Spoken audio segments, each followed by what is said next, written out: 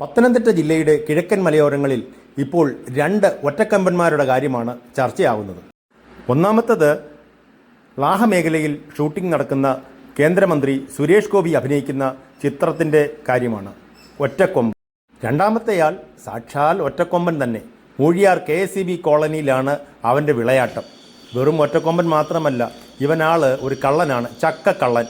രാത്രിയിൽ വന്ന് മൂഴിയാർ കോളനിക്ക് സമീപമുള്ള പ്ലാവുകളിലെ ചക്കകളെല്ലാം അടിച്ചുകൊണ്ട് പോകും. അങ്ങനെ തന്നെ ഒറ്റയടിക്ക് ചക്ക മുള്ളൊന്നും കളയാതെ അങ്ങനെയാണ് അവൻ അടിക്കുന്നത്. മൂഴിയാർ കോളനി നിവാസികളെല്ലാം ആകെ ഭീതിയിലാണിപ്പോൾ. പകൽ സമയത്തും ഒരു നാട്ടാനയെ പോലെ കോളനിയിൽ കറങ്ങി നടപ്പാണ്. എന്തായാലും ഫോറസ്റ്റിലെ ഉദ്യോഗസ്ഥർ വന്ന് എത്രയും പെട്ടെന്ന് ഇവനെ കാട്ടിലേക്ക് വിരട്ടി ഓടിക്കും എന്ന് നമുക്ക് പ്രതീക്ഷിക്കാം.